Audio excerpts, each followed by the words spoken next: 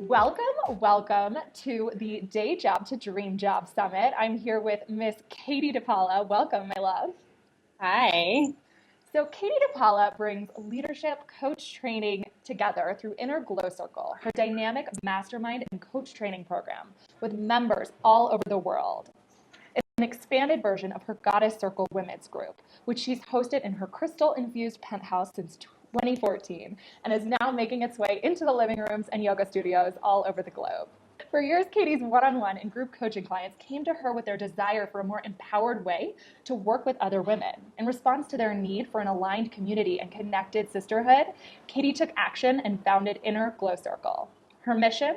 To make the power of coaching widely accessible and provide high-level support and structure to any woman who knows she's destined to speak up and make an impact. There you go. It keeps going, man. IGC promotes collaboration over competition, encouraging sisterhood on a global scale with daily group calls and a highly active online community. IGC offers a weekly schedule of calls led by IGC's leadership team, which cover business, marketing, self-love, spirituality, and more. Well, Perfect. man, that's a Love bio. So, Katie, so excited to have you here.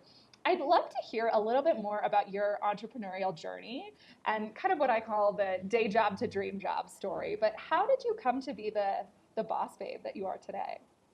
In 2012, I started a company called Whole Glow.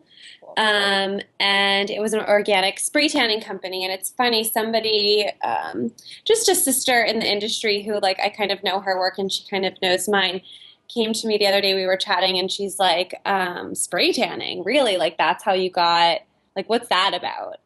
And, it's like, that's my beginnings, right? So I've always loved beauty and fashion, and it's a big part of my life. And I think it's part of our brand. I think that, like, beauty is a big value of ours, but also in, like, a really real and honest way, like not doing my hair, like going for the waves, like dry bar when I can, but so just trying to make it all happen. And, like, as you know, being a leader in our community, what kind of sets us apart is that we're a bunch of, like, really real chicks, right?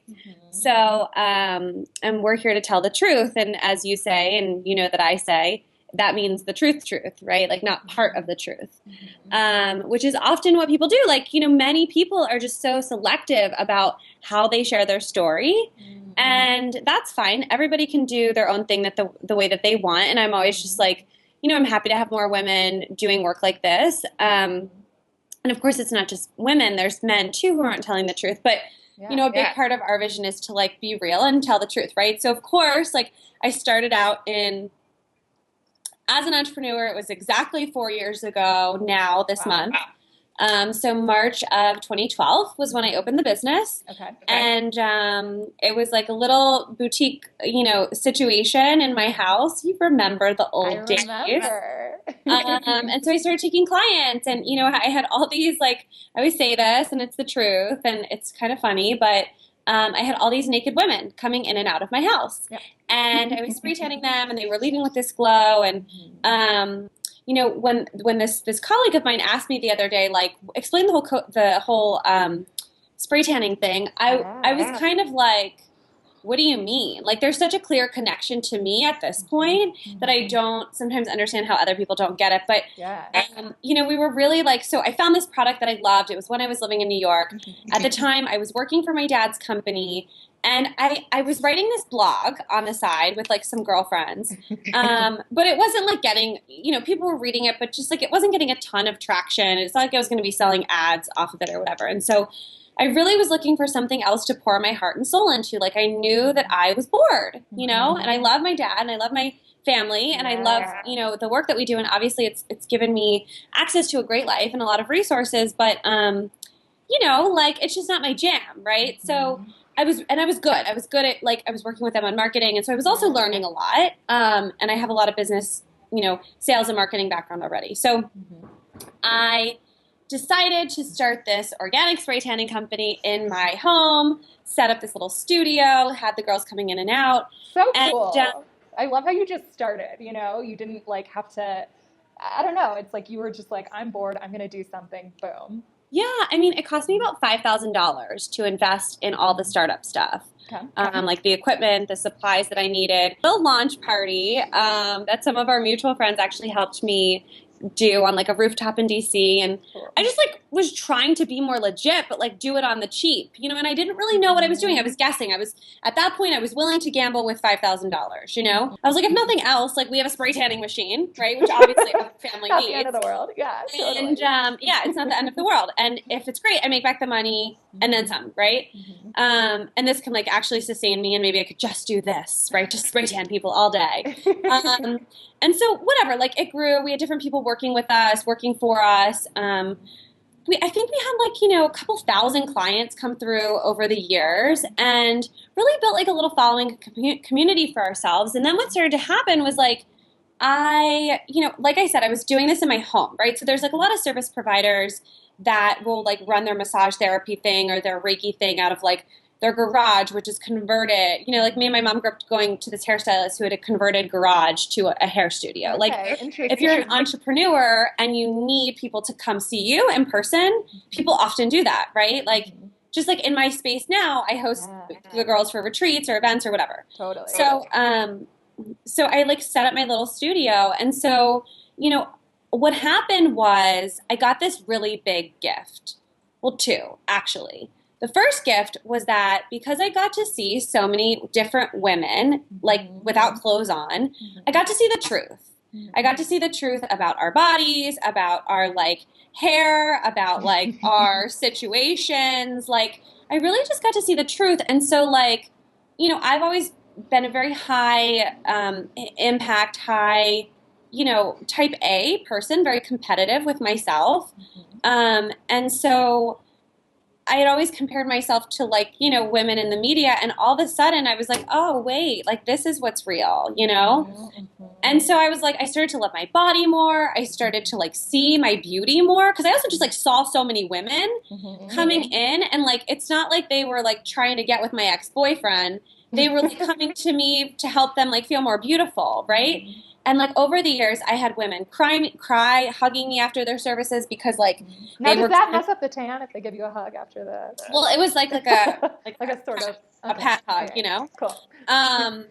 Or like, but seriously, right? Or yeah, but like I would have to constantly say like, just don't cry, like get your tears out before. So the point is that like, you know, I had all these women coming in and out of the salon or my house or whatever, and they were so freaking honest with me. Like people would tell me, you know, about their body issues. There was a lot of apologizing, like don't look at me, don't look at this, like. And I would just be like, you know me, I'm like so real. I'm like, look, I'm going to have to see it anyway. So like, you can go like this and cover it up, but like, I'm going to have to spray you. And like, you know, you've signed this form, there's confidentiality, like you're safe in this space. But, you know, part of this is about just like loving yourself, right? You're getting a hair, it's like not like getting a haircut. It's like you're stripping down naked in front of usually a total stranger, and they're spraying like all the cracks and crevices of your body, right?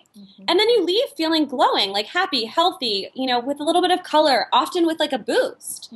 And people would leave feeling different, you know? You've had my spray tans before. Yeah. I've been in the tan tent. You've been in the tan tent. And then we had rules like no self-deprecation in the tan tent. Like if somebody was like, I just had a baby, like da da da da, I'd be like, get it out now. Once you get in there, this is like self-love time. Love it.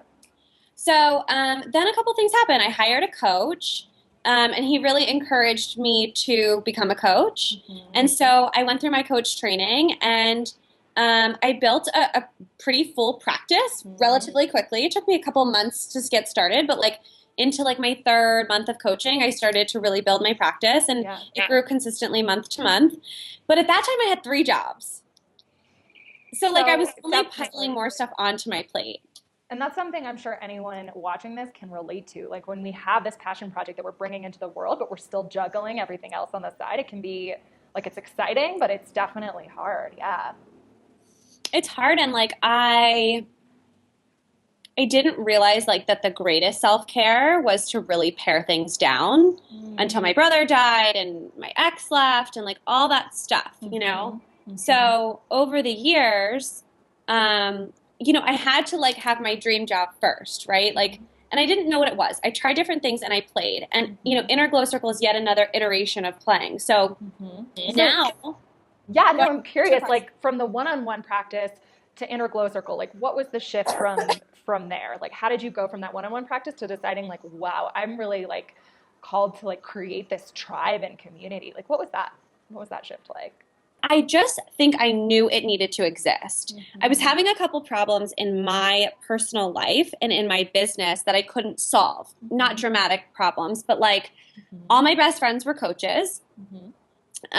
I believe you're also interviewing Sarah, right? So like Mm-hmm. Sarah, Desi, you, like we were all kind of in the same space, Mm-hmm. and I couldn't figure out how to work together and like benefit each other in a way that like felt really aligned and connected, and like there was a fair energetic exchange. Yeah.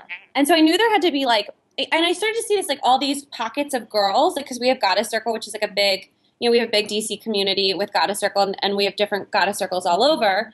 I think you're interviewing, some of the other girls who lead circles like the sister Mm-hmm. circles. Totally. And I started to see like a lot of people were like kind of in the same circle and like knew the same people, and they were like kind of competing but kind of playing together, but like it was weird. Mm-hmm. And I'm like, okay, we all know the same people, we're all in the same Facebook groups with the same, like Mm-hmm. we all kind of are saying the same stuff, so like why are we all working separately, Mm-hmm. and so and I really was craving collaboration, I think. Mm-hmm. I work best with others. I worked best inspired by others. Now, sometimes I need to go and do my work, like Mm-hmm. just like shut myself in a hole for like a couple hours and get something done.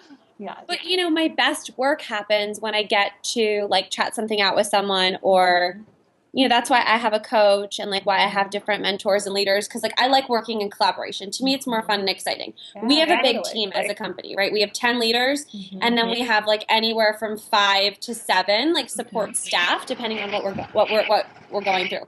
That's a big support team, but like right now, that's what we need, and that's where I feel good. So and then when I started the company, Rebecca, and I'm sure you remember me coming to you about this, I remember texting you and being like, we're starting this thing. Like, I'd love for you to be a part of it. And I just started inviting people in, like people who I felt that would be aligned with the message and with the mission, really, which was to find a way for women to work together inside of the same or similar industries. I felt like I had to, I reached out to people who I felt were somehow going to play a role.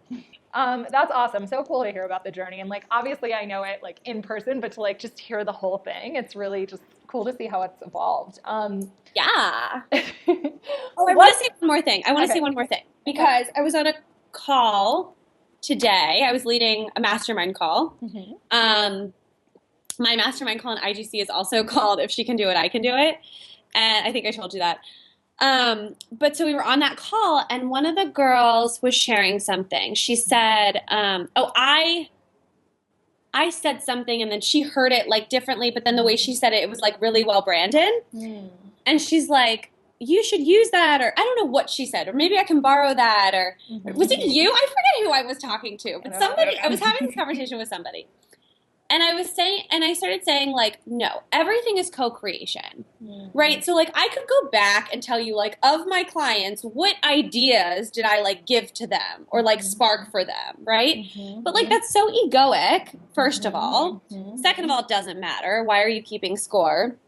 And third, like, how could you possibly keep score? There's so much happening all the time. And if we're truly trying to create, like, a revolution for women, women healers, women coaches, like women who are into this work that feels really feminine, feels really aligned, but also is really bold and ballsy. How are we going to do that if we're trying to figure out who's getting the credit? The reason I wanted to say that was because when I started IGC and when we brought on like our first 15 members, I had about 5 women say to me, exactly, I've been looking for this exact thing. I feel like you've been reading my mind. And I was like, that's good. Like, that is good information to be getting when you're launching something, you know?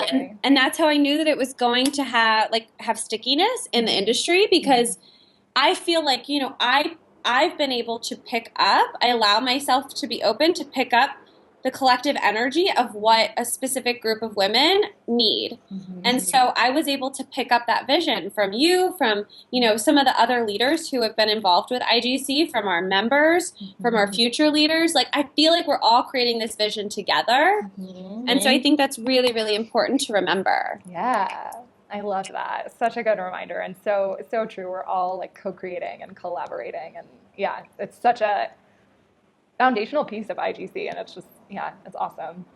So I'm curious, what has been your biggest challenge, if you could name just one, in bringing this business baby to life, almost like a birthing process? What's the biggest challenge been for you?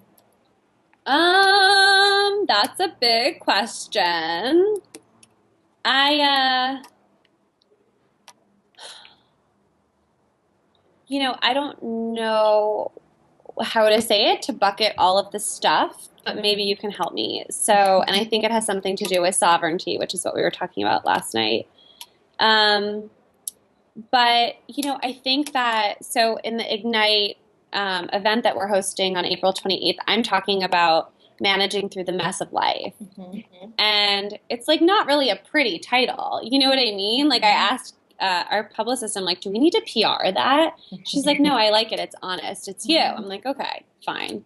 And like, I think that what's hard about running a business, and specifically starting a business, so like having a startup, is that you're raising a child essentially, and it takes a village, and life goes on, right? So like, you may birth this beautiful thing into the world, and then someone you really love dies, or someone you really love leaves, or whatever. Things change. And you change so much. You change so much through the process. And I think what's challenging is keeping up with that. Like, how do you evolve your business and your brand? Not so fast, because evolution doesn't happen so fast. It happens gradually.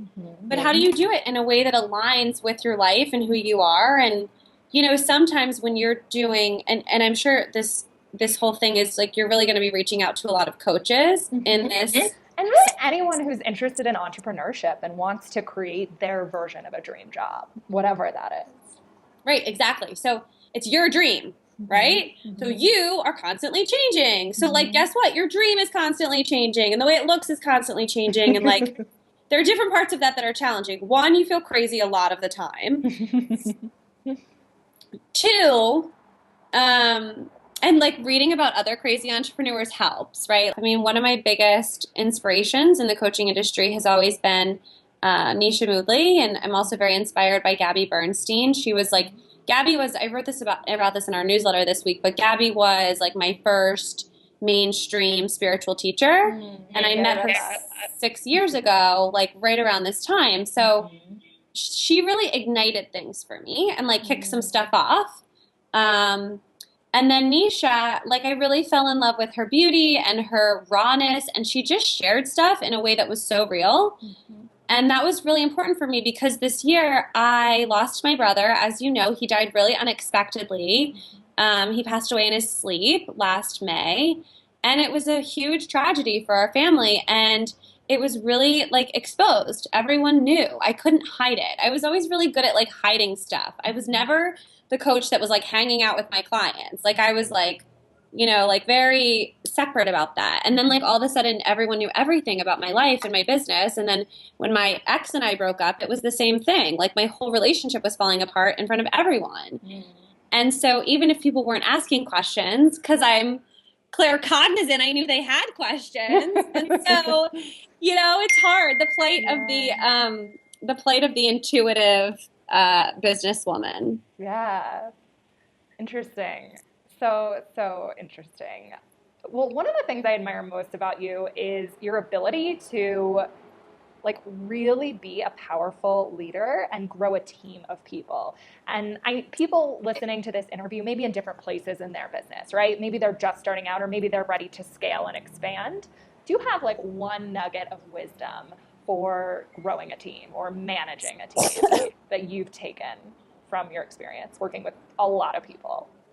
I believe that our job is to like ignite people, right? So like ignite them to experience their own intuition and ignite them to experience and create their own impact. And so you don't have to do it for others. You shouldn't do it for others, like every woman onto herself for her journey.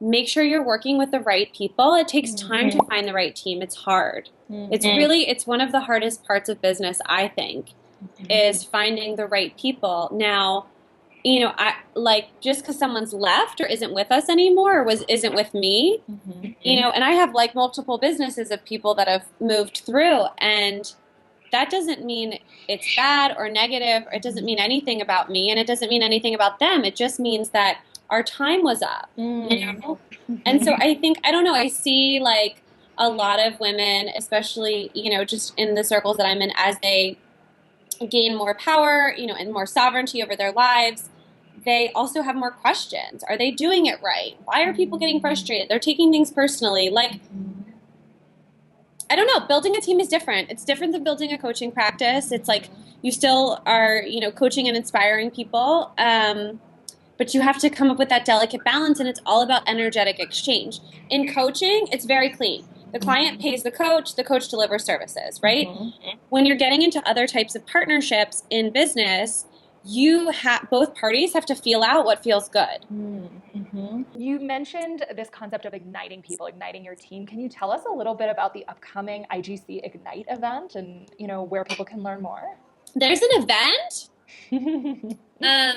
Yeah, totally. So if you're interested and you want to learn more, go to innerglowcircle.com. It's INNERGLOW, circle, like circle.com/ignite. And it's a really cool event. I'm really excited. We have 9 speakers, including Rebecca and including me and some of the other women on this series. And we're all going to be in person in one space. We're going to be in our DC headquarters, and it's going to be an awesome evening. Of course, there's going to be champagne and a lot of fun, not networking, because that's such an icky word, but mindful mingling. What'd you call it? Mindful mingling. Mindful mingling, or just like, spiritual connecting. But yeah, no, you'll meet a lot of cool chicks, and we'll probably have some dudes too. And we're going to be talking about all different kinds of things. So you're talking about how to become, what is it, brand fabulous? Something like that, yeah. So how to really like be your brand, right? And how to have it be fabulous and have it be aligned with who you are. I'm talking about managing through the mess of life. So how do you actually like grow and sustain inside of your own messiness, right? Whether it's death or divorce or breakups or crap, just stuff you have to go through as a human, and we're all on this spiritual path and we're always learning, but we're also trying to like, make a living. So how do you do that at the same time? I wrote this thing once and it's like, or I don't know exactly what it was, but it's something like, create a life that feels like a dream that you never want to wake up from. So like, really we want to, and that's what Ignite's about, is igniting the fire within you and giving you the tools and resources, because it's going to be really interactive, and you're going to walk away with like essentially like a workbook, and you're going to have done like a lot of work throughout the night. It'll be fun and light, and like I said, there's champagne, but we want you to get somewhere, right? Like we're not attached to where we get you or where you get, but we want you to get to the next place, because if you're stuck, it's not a great feeling. So we're here to help some people get unstuck and really ignite around their dreams and see what their next steps are. Cool. I'm excited. I'm flying in from Bolivia, so it's going to be a great night. So last question, is there anything you would like to leave our our viewers with? Any last nugget of wisdom, thing you wish you had known when you were making this transition from day job to dream job? Well, it's hard, right? Because like I, on one hand, wish I would have planned things out a little more. I'm really aggressive, and so if I say something's going to be done this year, it's probably going to be done next year, like, And so I've tried to get a lot better about understanding how long things actually take. And then just knowing that if I want them to take less time, we need more support, or we need another way, right? Or we need to make it easier, like simplify it. I also understand and get and need my team to help me understand what's the most important stuff and what is going to have the biggest impact and be the best use of our time, and where do we really use our resources and stuff like that. So I guess if I could do anything, shift anything up, I would be just more mindful and conscious and present during the process. But I also fully believe in like, you're not ready until you start, and you just have to start. And like, the lessons are priceless. Like, I'll learn an expensive lesson. I'm like, okay, that was like a $5,000 like college class. You know what I mean? Like, interesting. But I better not have to take that class again. Like, I need to learn that because I don't want to learn that again. Cool. So that's my perspective on life and business. I love it. So much juiciness and so much wisdom. Thank you so much for being here with us today. Did I give you enough? Was there anything else you wanted to know? So much. It was so great. So thank you so much for being here. Love you, girl. Mwah. Love you. Bye.